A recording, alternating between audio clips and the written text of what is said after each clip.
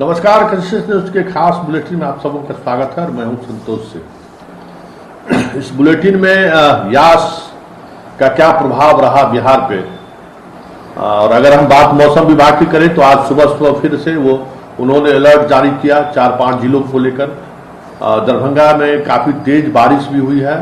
दरभंगा से यास के प्रभाव की कई खबरें भी आई हैं, जिसमें डीएमसीएच के परिसर में नहीं, वार्ड में पानी घुसने की भी खबर आई है। कटिहार के अस्पताल में पानी घुसने की खबर आई है। मतलब यास का प्रभाव को कम करने को लेकर जो सरकार ने जो दावे किए थे, सबसे ज्यादा उनके फोकस में अस्पताल रहा। कह भी रहे थे कि बिजली और अस्पताल व्यवस्था में किसी भी तरीके से मतलब उस स्थिति में नहीं पहुंचने देना है जिससे पैनिक क्रिएट हो, क्योंकि अस्पताल में अगर बिजली नहीं रही तो फिर समस्याएं खड़ी हो सकती है। लेकिन हालात यह है कि बिहार के 90% गांवों में 48 घंटे बाद भी विद्युत आपूर्ति बहाल नहीं हुई है। जिला मुख्यालय में भी कई जिला मुख्यालय हैं जहां पर बिजली आपूर्ति बहाल नहीं हुई है सही तरीके से।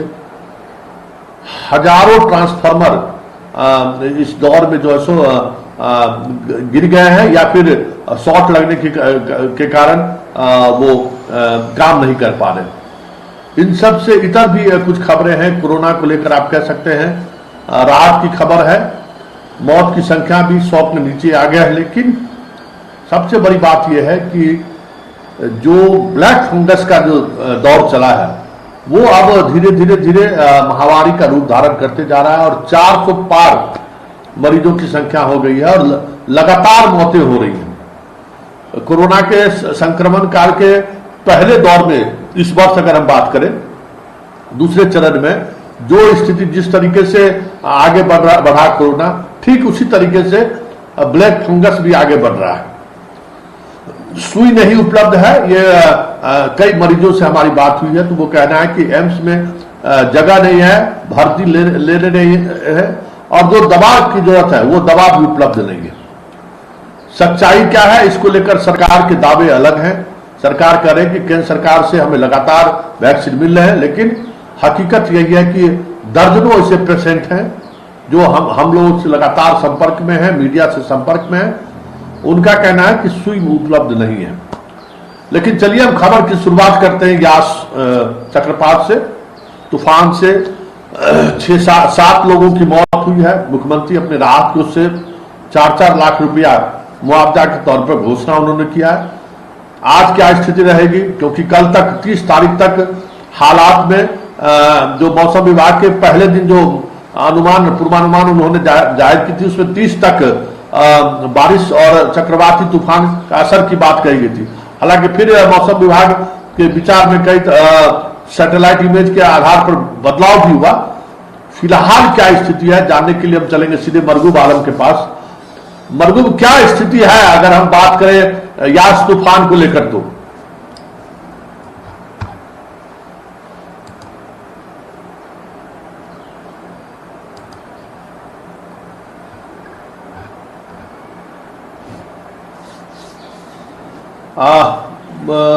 मरगूब आलम से संपर्क करने की कोशिश कर रहे हैं। और जो मौसम विभाग का जो मिजाज है, हालांकि पटना में कल देर शाम से ही बारिश नहीं हो रही है और मौसम में अभी भी शुष्क बना हुआ है, बादल छाए हुए हैं लेकिन बारिश बंद है। कल से जो एयरपोर्ट की बात करें, पटना एयरपोर्ट की बात करें तो दोपहर बाद स्थिति में सुधार हुई। प्लेन लैंडिंग और टेक ओवर होना शुरू हो गया था। आज सुबह से और बेहतर स्थिति से टेक ओवर और हैंड ओवर हो रहा है। लैंड करें। हमारे साथ मरगूब आलम जुड़ गए हैं। मरगूब, क्या स्थिति है यास से अगर तूफान की बात करें तो? संतोष जी, आज हमारी जो बातचीत हुई है सुबह 10 बजे के आसपास मौसम विभाग के वैज्ञानिक से, उनका कहना है कि बिहार में लगभग यास तूफान पूरी तरह खत्म होने की, बहुत हद तक उसका प्रभाव खत्म हो गया।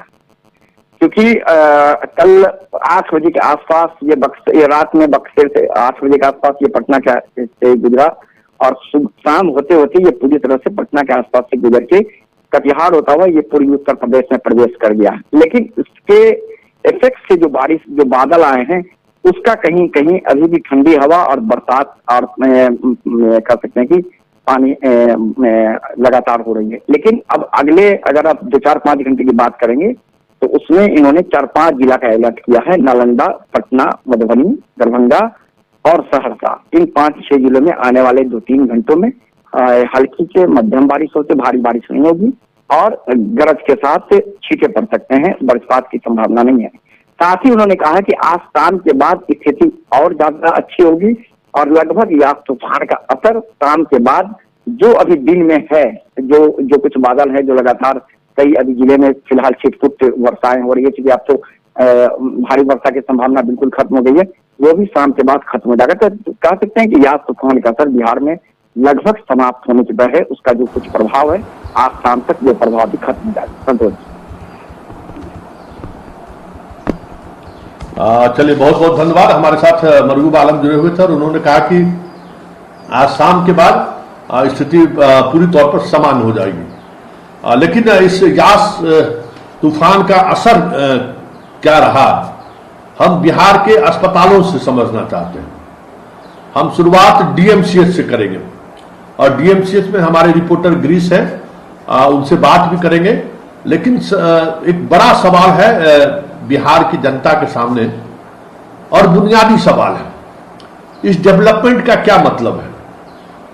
आखिर इस डेवलपमेंट में जिन इंजीनियरों का योगदान है, जिन ब्यूरोक्रेट का योगदान है, उनके मानसिक व्यवस्था की अगर हम बात करें तो वो उनके अंदर क्या चल रहा है। अगर सिविल का कोई काम है उसके जो अपने गाइडलाइन है, किस तरीके से अस्पताल कहाँ पे आपको बनानी है, उसको कैसे हम फॉलो करें, तो हमें लगता है कि बिहार में आजादी के बाद मतलब 60 के दशक के बाद जितने भी निर्माण कार्य हुए हैं, 60-70 के दशक के बाद जितने भी निर्माण कार्य हुए हैं, हमें लगता है कि उसमें जो सिविल कंस्ट्रक्शन का जो बेसिक गाइडलाइन है या बेसिक जो कैरेक्टर है, उस पर भी इंजीनियर और आईएएस अधिकारियों और मंत्री ने ध्यान नहीं दिया है। और यही वजह है कि बिहार के तमाम नए जिलों में जो अस्पताल बने हैं, उस अस्पताल में थोड़ी भी बारिश होती है तो पानी प्रवेश कर जाता है। आप डीएमसीएच की तस्वीर देख रहे हैं, क्या स्थिति है। उत्तर बिहार के सबसे बड़े अस्पतालों में से एक अस्पताल है डीएमसीएच। मरीज कोरोना से डर रहे हैं, कोरोना से तो जूझ ही रहे हैं, अब बरसात के जहरीली पानी से भी जूझ रहे हैं। जरा हम गिरीश से बात करने से पहले वहां के जो कर्मी हैं वो क्या कह रहे हैं, वहां जो मरीज के परिजन हैं वो क्या कह रहे हैं, जरा पहले ये सुनिए, फिर हम गिरीश के पास चलेंगे। सबसे बड़ी बात तो ये है, ये दरभंगा डीएमसीएच जो इतना बड़ा हॉस्पिटल है, यहाँ पर क्या फैसिलिटी है, गवर्नमेंट क्या कर रहा है। आप लोग को ये मेडिसिन वार्ड जो है, फर्स्ट मेडिसिन वार्ड में इस तरह का परिस्थिति है, इतना जो % है इन्फेक्शन वाले लोग बोल रहे हैं कोरोना कोरोना कोरोना, उस कोरोना से पहले दूसरा इन्फेक्शन यहाँ प्रवेश कर जाएगा पर्सन को, और जो उनको गाइड कर रहा है वो भी और पर्सन हो जाएगा यहाँ पे। अब ये समस्या हमेशा बरसात में हम लोग को झेलना ही पड़ता है, ड्यूटी जाना मजबूरी है, वो जाते।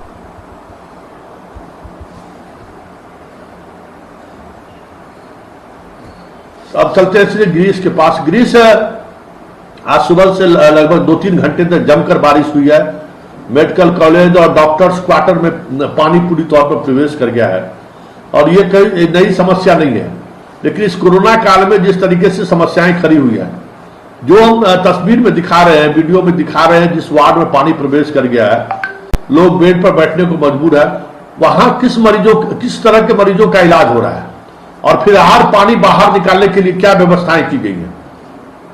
जी देखिए, दरभंगा मेडिकल कॉलेज आज करें बहुत पुराना मेडिकल कॉलेज है, उत्तर बिहार का कहें तो सबसे बड़ा अस्पताल है। यहाँ उत्तर बिहारी नेपाल के भी लोग मरीज आते हैं इलाज कराने के लिए और यहाँ भर्ती होते हैं, इलाज उनका चलता है।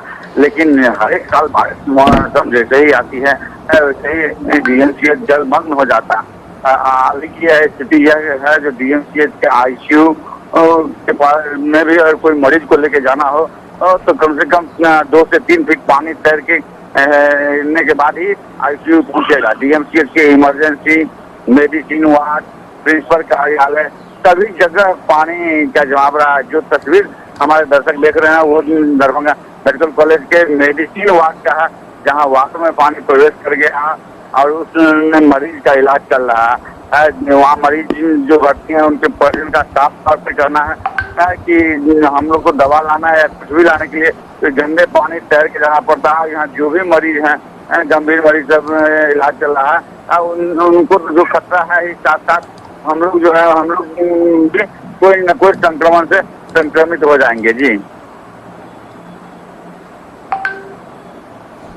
चलिए, बहुत बहुत धन्यवाद। हमारे साथ डीएमसीएच से दरभंगा संवाददाता, डीएमसीएच क्या हाल है वो बता रहे थे गिरीश। अब जरा एनएमसीएच का आप हाल देख लीजिए।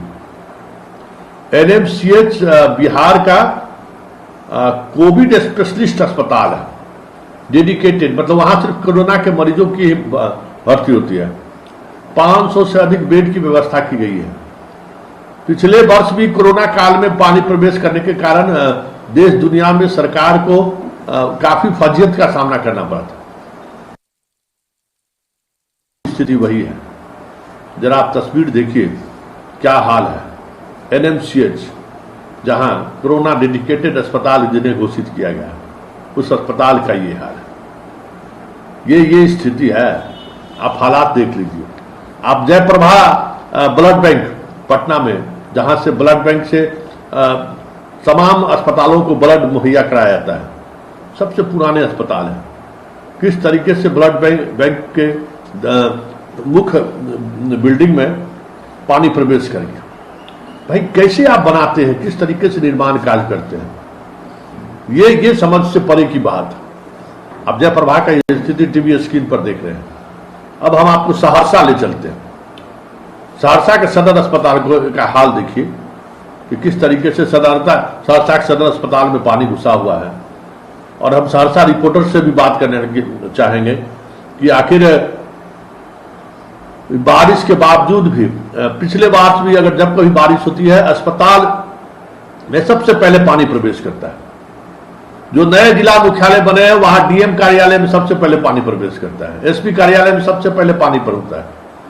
अंग्रेज के जमाने के जो डीएम और एसपी के कार्यालय है या अस्पताल है, जरा उनकी स्थिति आप देखिए। कभी भी किसी भी परिस्थिति में वाटर लॉगिंग की समस्याएं नहीं होती है। भूकंप रोधी बनाने की बात होती है, हो रही है, वो अभी भी अंग्रेजों के द्वारा जो बनाया गया या 70 के दशक तक जो इस प्रदेश में जो निर्माण का काम हुआ है, पूरी तौर पर सुरक्षित है। नया विधानसभा बना, हालात ये है कि नीचे से पानी आ रहा है। गांधी सेतु का हाल आप देख ही रहे कि जब से बना है मरम्मती का कार्य चल रहा है। जितना निर्माण में नहीं खर्च हुआ होगा उससे ज्यादा मरम्मती में खर्च हो चुका है। ये हमारा विकास मॉडल है। जिम्मेवारी तो तय होनी चाहिए। चलिए अब जरा सहरसा रिपोर्टर से हम बात करते हैं, शौकत से। शौकत, क्यों शौकत से लगता है कि संपर्क नहीं हो पा रहा है। हम चाहेंगे कि शौकत से ये सवाल जानना चाहें कि किस परिस्थिति में ये हालात उत्पन्न होते हैं और क्यों ये स्थिति बनी है कि भाई जिला मुख्यालय में आप अस्पताल को भी सुरक्षित नहीं रख पा रहे हैं। कि एक अस्पताल है, सदर अस्पताल है, और वहां पे भी है आप सुरक्षित है। चलिए अब हम आपको कटिहार का वीडियो दिखाते हैं। कटिहार सदर अस्पताल की क्या स्थिति है जरा देखिए। और कटिहार के जो सदर अस्पताल में जो इलाज करा रहे हैं, वहां जो डॉक्टर की तैनाती है, वो क्या कह रहे हैं जरा सुनिए। तो फिर हम यश के असर को, कार को देख समझने के लिए झारखंड चलेंगे।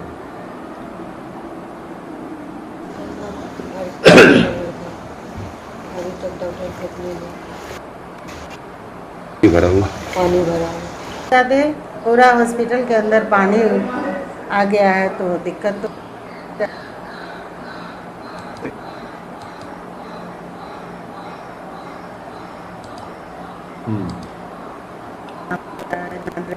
पा रहे हैं, तो उधर से आ रही है।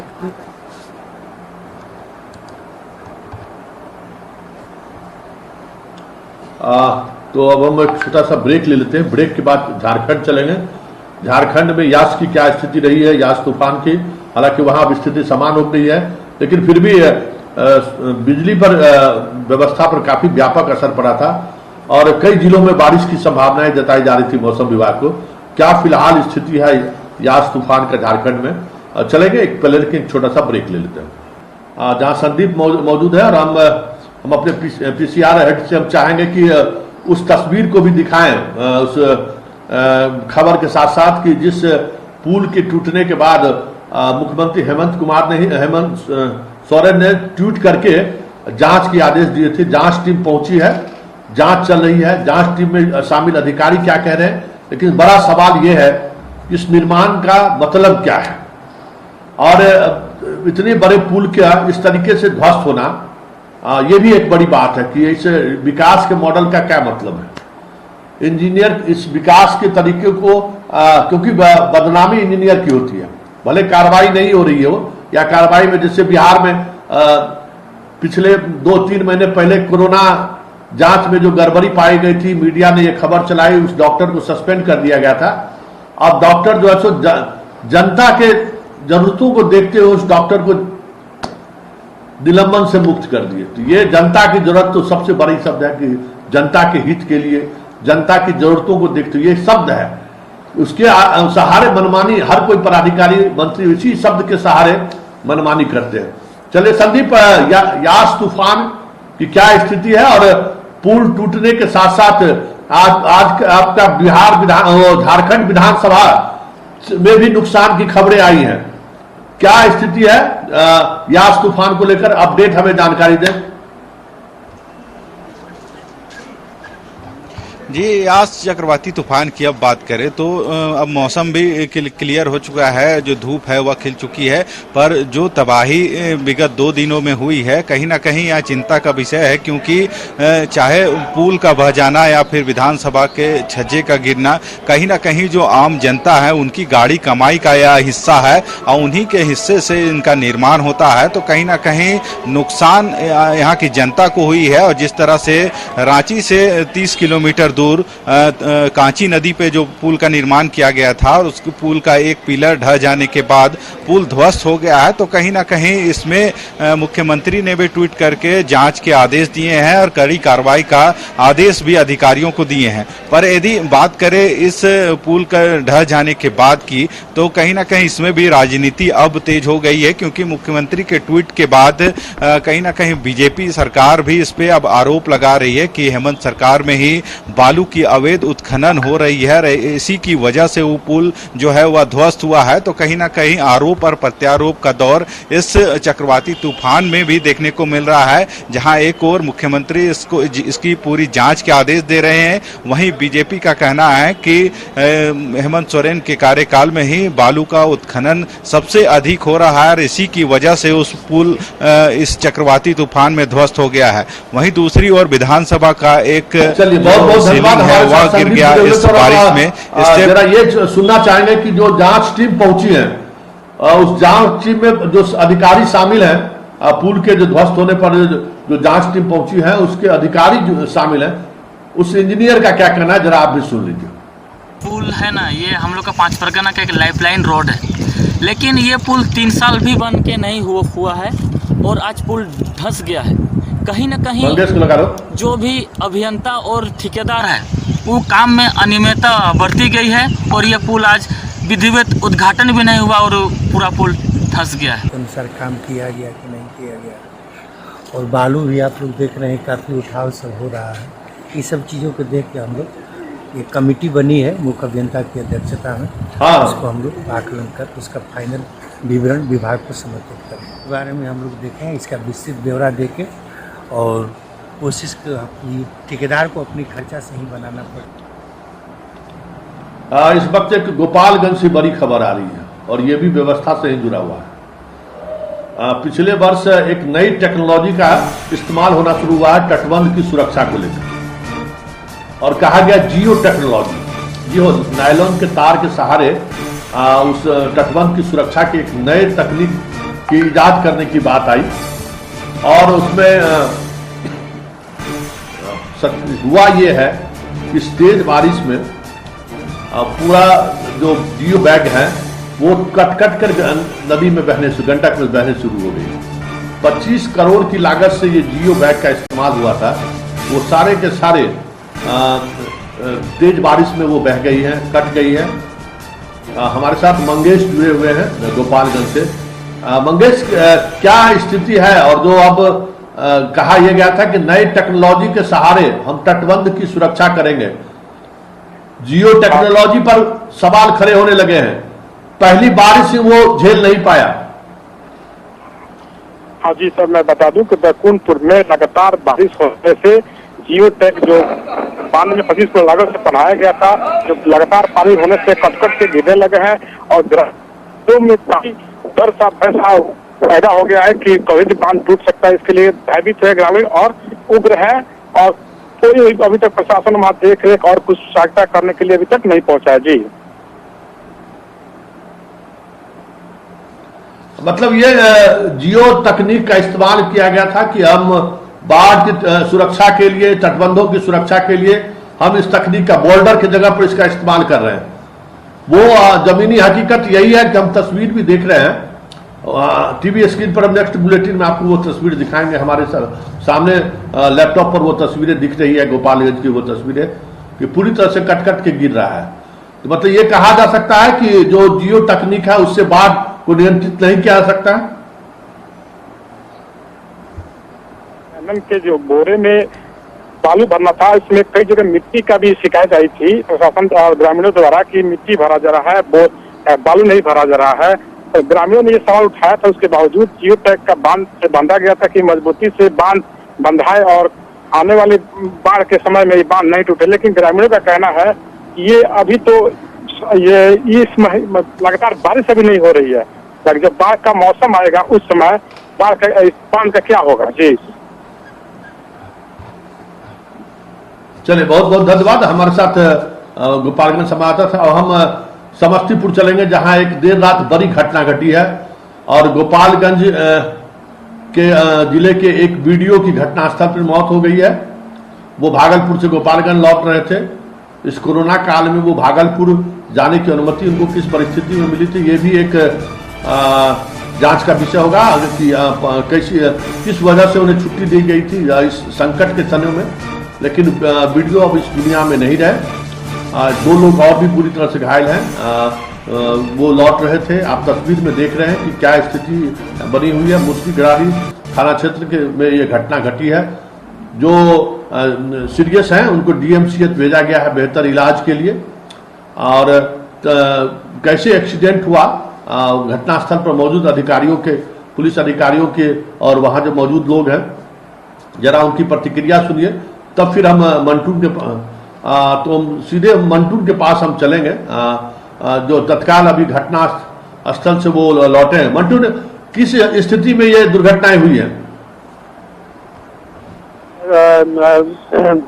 ताजपुर थाना के क्षेत्र के गंगापुर की है, जहां वो लौट रहे थे भागलपुर की ओर जा रहे थे। तभी जो है रात में यह हादसा हुआ है और जिसमें 2 लोग घायल है, जिसका डीएमसीएच रेफर कर दिया गया है। और जो अंचलाधिकारी थे उनकी जो है मौके पे उनकी मौत हो गई। अस्पताल लाने के दौरान जो है उनकी मौत हो गई है। और बताया जा रहा है ये कार से भागलपुर से गोपालगंज जा रहे थे और तभी जो है देर रात की है जो घटना घटी है। जी,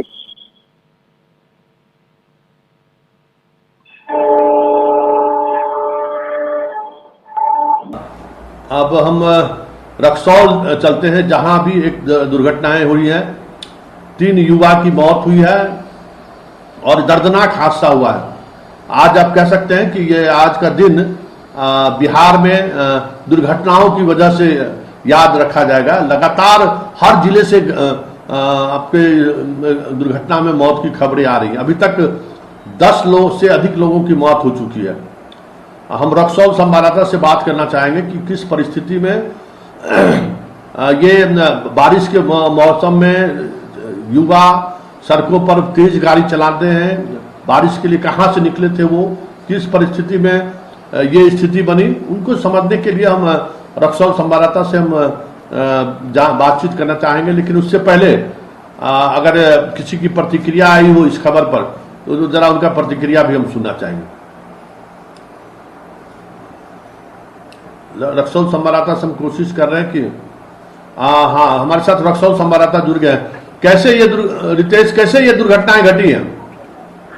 ये रमगढ़वा बाजार के रहने वाले 6 युवक कल रात में किसी काम को लेकर रक्सौल की तरफ आ रहे थे। स्विफ्ट डिजायर गाड़ी थी और इसी दौरान नेपाल से तेल टैंकर जो था वो बरौनी जाने के क्रम में तेल टैंकर से इसकी टक्कर हो गई और गाड़ी डिवाइडर तोड़ के सड़क के नीचे गिर गई और जिससे ये हादसा हुआ। जी चलिए, बहुत बहुत धन्यवाद। डिवाइडर तोड़ के गिरने की वजह से ये मौत हुई है, तो आप समझ सकते हैं कि कितनी तेज रफ्तार में वो गाड़ी चला रहे होंगे। चलिए, अब इस बुलेटिन को अब यहीं समाप्त करते हैं। ठीक कल हमारी आपकी मुलाकात होगी इसी समय। फिलहाल हमें इजाजत दीजिए। नमस्कार।